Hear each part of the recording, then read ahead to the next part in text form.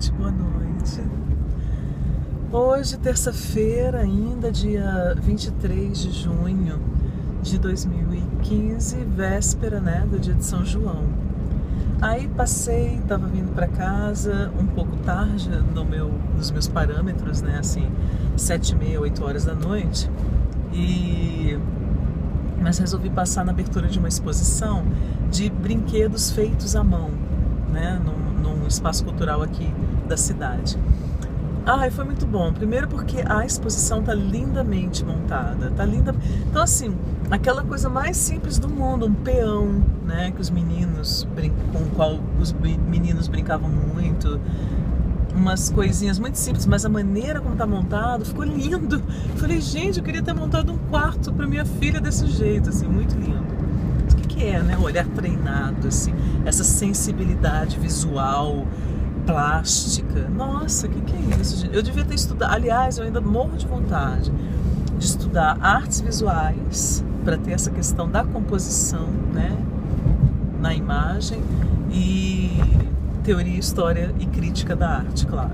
Ainda isso aí não sai da minha cabeça, né? Além de filosofia, eu queria passar o resto da minha vida fazendo faculdades, uma faculdade atrás da outra, sabe? Assim, o que eu ia fazer com isso tudo, não sei, também nem tem grande interesse, sabe?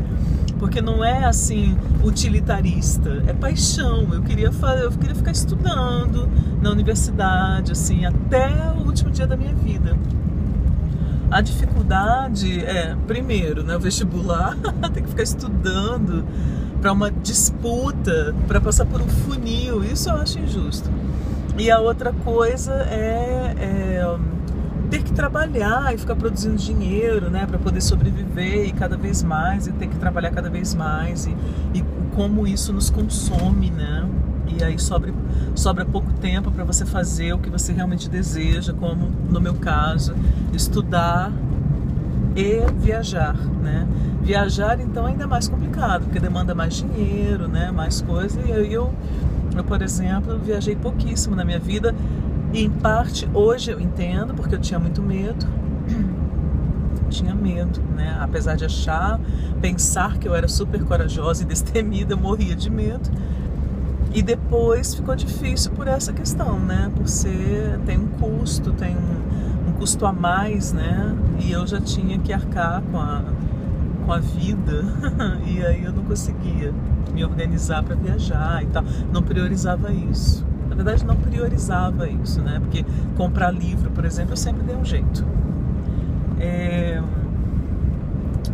Pois é, gente, engraçado isso, né? Eu tive terapia hoje, estava lá numa questão que era assim, durante muitos anos mesmo, assim, meu foco esteve fixado numa esfera da vida apenas, e acredito que de uma maneira muito equivocada e tal. Tudo bem, não me arrependo, né? Eu fiz o que eu dei conta, eu vivi da maneira que eu dei conta, né? Mas agora que essa transformação está ocorrendo, né, que as outras esferas da vida ganharam relevo e tal. Então, uma delas, por exemplo, é essa minha dificuldade prática, né, dificuldade de realizar trabalhos, assim, de ser mais eficiente, rápida, né. Eu sou muito, da lentidão, do mergulho, quero aprofundar tudo. Nossa, sabe, assim, falta uma agilidade, né. E também um espírito pragmático de fazer dinheiro, ver oportunidades, tomar iniciativa, agir e tal, né? Sou muito nesse sentido, eu vou vulgarizar a palavra, tá? Mas assim, platônica, né? Viver no mundo das ideias, porque o pensamento do fulano e a arte na época tal, porque na França do século XVIII, gente, né?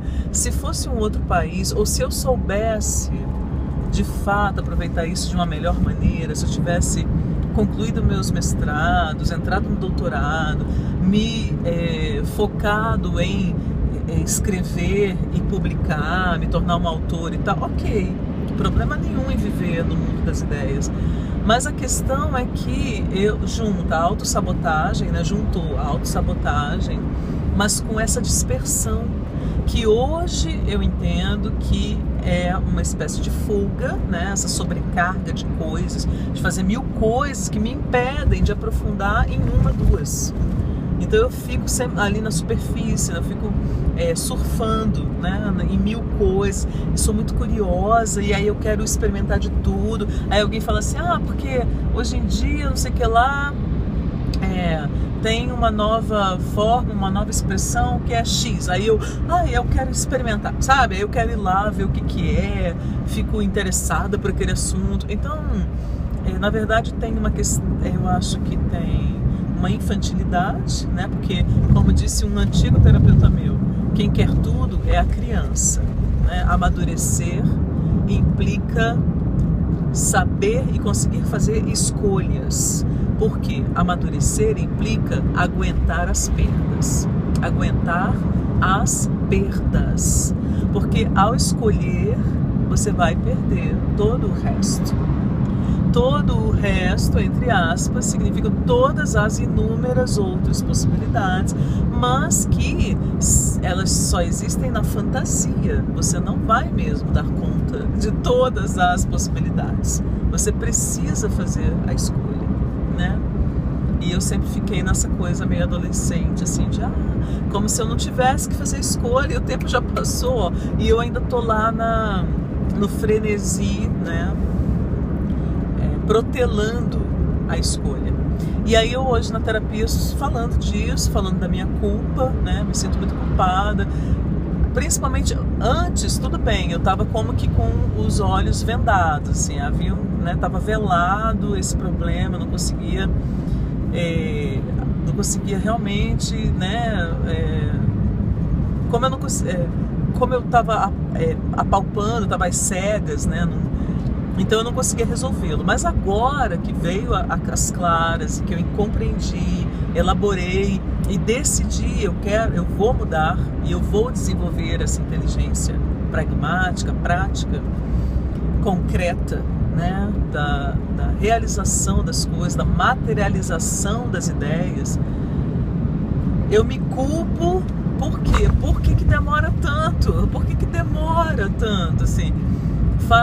Fazem semanas que eu tomei essa decisão e ao mesmo tempo eu passo os dias fazendo muitas coisas, eu nunca estou parada, eu sempre estou exausta, aquela coisa toda, mas como que patinando, porque eu não consigo efetivar a transformação, entendeu? A transformação ainda está muito na minha mente, ainda está muito no meu sentimento, assim. Eu consegui compreender de tal maneira que ela me impregnou inteira, mas a tradução disso nos atos e na vida prática, fora de mim, ainda não está acontecendo. Não está acontecendo. Aí o meu terapeuta tentando me tranquilizar. Não, calma, Sheila. Você ia dar um passo grande na semana passada, né? Ia fazer uma mudança. Mudança não é mudança de residência, né? Ia fazer uma mudança, isso e aquilo. Isso é uma ação. Você estava agindo, né? A outra coisa, você mandou para mim uns materiais para eu fazer a arte para você de um cartão, assim assado, seu cartão de visitas. Isso também é agir, né? Você não tá, já há uma mudança. Talvez não esteja sendo tão perceptível para você, porque você está sofrendo de um sentimento de urgência que você não tinha antes. E isso está te pressionando, você está se pressionando. Mas você não está mais na postura ou na atitude do avestruz, que eu também sempre me culpei muito depois que eu descobri que eu fazia isso, de enfiar a cabeça num buraco e fingir que não existe problema nenhum. Você não está metendo a cara nas drogas para ficar inconsciente, para fugir e para não ter que encarar esse desafio. Você não está pulando num relacionamento qualquer que você nem sabe se você quer, para poder fugir do desafio. Você não está, né? Enfim, você não está se embrenhando por alguma outra coisa nebulosa para quaisquer que seja, né? Para fugir desse desafio que é mudar a si própria. Você não só toma consciência, como você quer e está empenhada em conseguir fazer isso. E isso já é um grande passo. aí eu consegui me perdoar um pouco, assim, sabe? Consegui me perdoar. Mas dói, né? Dói porque eu acho que num sistema capitalista, em que se valoriza só determinadas coisas, aí você descobre, não, eu não tenho essas habilidades, eu vou ter que desenvolver em mim e tal. E não é nem para entrar nesse sistema. Eu quero ficar rica que nem todo mundo, quero ficar ostentando não sei o que nem todo mundo. Não tenho a menor necessidade, não sinto. Porque olha, não vejo sentido, né? Eu quero construir, né, uma outra coisa, a minha parada, minha necessidade, e é por isso que eu preciso desenvolver essa inteligência prática, que depois que eu despertei do sonho mágico, né, aí finalmente eu compreendi, né, nossa, eu vou ter que construir sozinha, tudo bem, então vamos arregaçar as mangas e construir. Então é por isso que eu sinto essa aflição, essa urgência, porque o tempo, antes agora do que nunca, eu, né, despertar, mas o tempo encarece tudo, o tempo pode tornar as coisas mais difíceis, também pode acontecer alguma coisa, tornar mais acessíveis, não sei, mas o fato é que eu não posso perder tempo. Eu preciso saber investir muito bem esse meu tempo, sabe? Fazê-lo render, empenhá-lo todinho nesse meu objetivo, que é um dos meus principais objetivos hoje, né? Então eu preciso conseguir, sabe? Concentrar minhas energias, atenção, forças, né? Capacidades nisso, para realmente concretizar.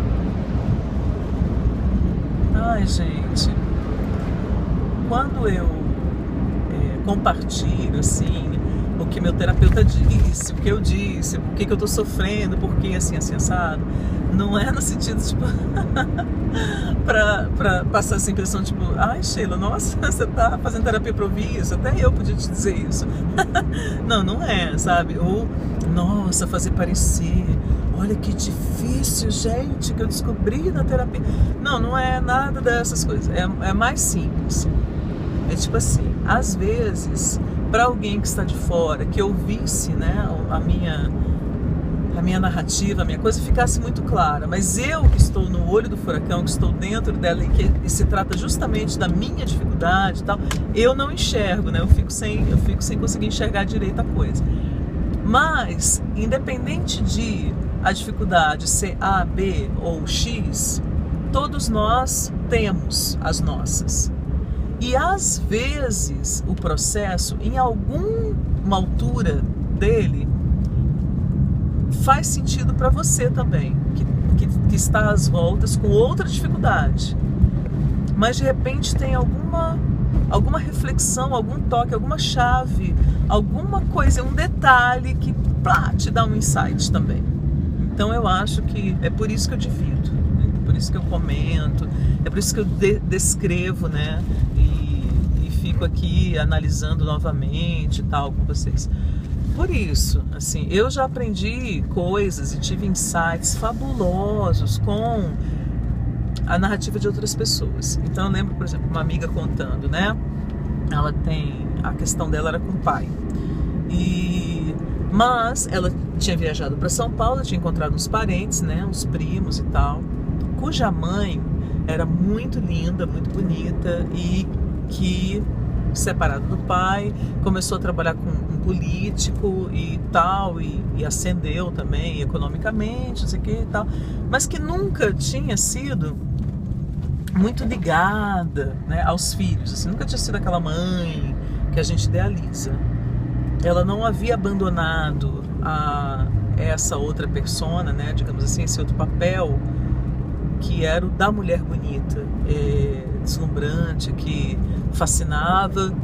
Ela se recusou a abrir mão disso para ser a mãe, né, dos fulano, do Beltrano e da Ciclana. E o pai, por sua vez, eu não lembro lá qual era a dificuldade dele, mas ele também era meio assim, distante dos filhos.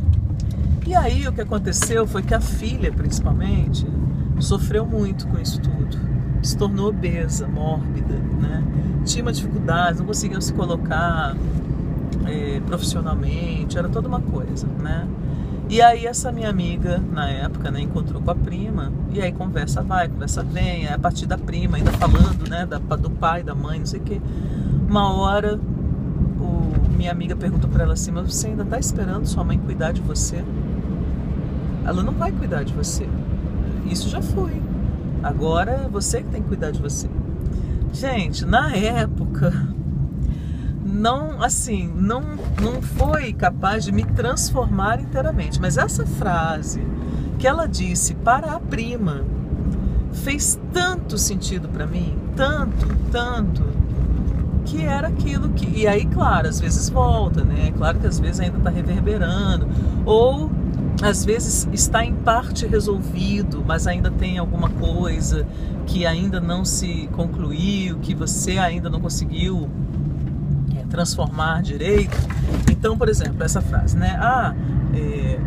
Está esperando sua mãe voltar para cuidar de você ainda? Ela não vai voltar. É você que tem que se cuidar, né? Assim, agora, esquece isso. Aí, pra mim, bateu muito forte naquela época. E aí agora, esses dias, né? Semana, eu assisti o filme lá com a minha amiga, que era Minha Querida Dama, né? E aí o personagem principal lá dilacerado por causa da infância dele, da relação com o pai, principalmente e tal.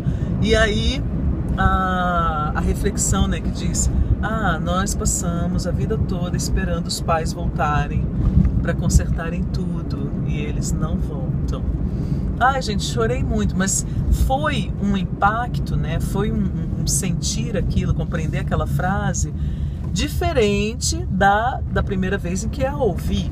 A primeira vez em que a ouvi foi um susto, foi uma descoberta, foi o impacto do caramba, quer dizer, não vai, minha mãe não vai voltar, assim, meus pais não vão voltar, as coisas não vão ter outro desfecho, não vão ser refeitas de uma maneira diferente, e outra, não vão cuidar de mim, porque eu ainda, às vezes, eu me ressentia, né, falava, puxa vida, né, não ajuda, não tenho não sei o que, não estão nem aí se eu tô bem, se eu não tô mal. Então, assim, não é a obrigação desse cuidar, dessa coisa toda, em última instância, eu tô falando essa palavra obrigação, né? Mas, assim, esse momento desse cuidado e tal que a gente fica esperando, já passou, né? E aí, eu peguei, então, naquela época, foi a dor, né, dessa compreensão.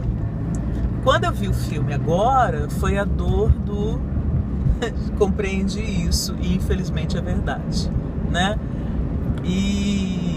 Mas dói porque é aquela outra dor, né, mansa, mas de você não se conformar, não que com seus pais, às vezes até com o seu papel, né, de pai ou mãe, e como você o está desempenhando, né, e você ser ciente das suas falhas. Então, assim, é uma outra dor, meio melancólica, assim, aquela dorzinha uma outra dor da existência, né?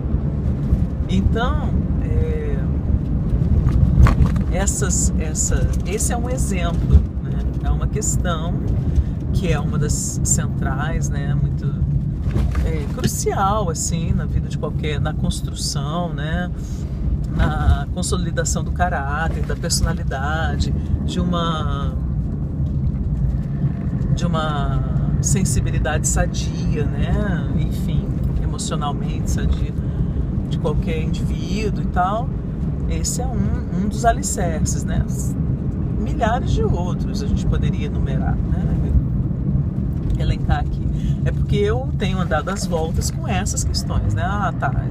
Essa questão mais antiga, aí essa que é nova, entre aspas, mas a maneira como eu a enxergo hoje, estou lidando com ela, que é da esfera prática da vida, né, material, né, de profissional e por aí vai, e outras, porque, por exemplo, dentro do universo afetivo, não é só o amoroso sexual, né, das amizades. Então, por exemplo, hoje me preocupa muito, eu tenho pouquíssimos e bons amigos.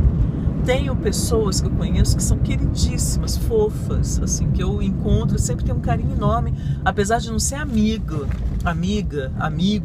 de ir à casa, de contar as confidências e tal, mas tem um carinho, assim, tem uma simpatia muito grande, um carinho, um bem-querer, um torcer pelo outro, né? Hoje, por exemplo, agora à noite, nessa exposição que eu fui, encontrei várias pessoas assim, que eu sinto esse carinho e sinto que elas têm por mim, esse mesmo carinho. Mas como evitar os doentes? Como evitar aqueles que são tão desequilibrados, tão, sabe, mal resolvidos, tão problemáticos, que transbordam e nos afetam, né? Então, essa, por exemplo, ainda é uma questão para mim, que é assim, antes eu meio cega deixava até entrar na minha vida. Tinha uma dificuldade depois de me desvencilhar das situações, tá? Hoje não, hoje começou, eu já percebi, já me afasto, já saio fora, já corto da minha vida, né? Não quero e tal. Mas ainda me sinto assim meio mal comigo mesma de por que eu deixei chegar perto, né? Por que eu abri algum espacinho para essa pessoa ter conseguido vencer essa distância e chegar perto de mim, né? Simbolicamente falando, tá, gente? Então, é isso que me ainda chateia às vezes. Porque eu ainda estou tendo que fazer essa faxina, né, na minha vida. De, às vezes, uma pessoa se aproximar e eu lá desavisada, e aí de repente a pessoa pisa na bola, faz umas aí eu vejo, nossa, mas é louco, completamente, nossa, maluco. E aí eu tenho que, não preciso falar isso pra pessoa, né, mas eu tenho que sair de perto, aí tem que cortar, tem que fechar, né, fechar a porta, assim, fechar os espaços e ter que lidar com isso, né? Só de ter que lidar com a loucura do outro é muito chato, isso é muito desgastante, né? Ainda mais quando você fala, caraca, velho, não pedi por isso, não fiz nada que desse ensejo, né, pra isso. Que coisa chata mesmo. A imaturidade das pessoas de 60 anos, sabe assim? Claro que eu não estou falando todas, né, gente? Eu estou falando de casos específicos que estão na minha mente, mas eu não quero, sabe, nem dar esse espaço no vídeo, assim, vá se fuder, entendeu? Assim, então, mas é chato ter que lidar, né, com a doença do outro, essa doença emocional, né? Essa doença da imaturidade, do sei lá o que, qual tipo de transtorno, né? Então, por sorte tenho conseguido fazer a faxina, né? Já limpo rapidamente, né? Já varro da minha vida muito rapidamente. Bom, gente, é isso a princípio, né? Vamos ver os próximos capítulos. Tinha um vídeo que era assim, fazer dinheiro, né? Uma introdução. Então, na verdade, hoje eu não falei disso, fazer dinheiro, mas de uma maneira mais à margem, né?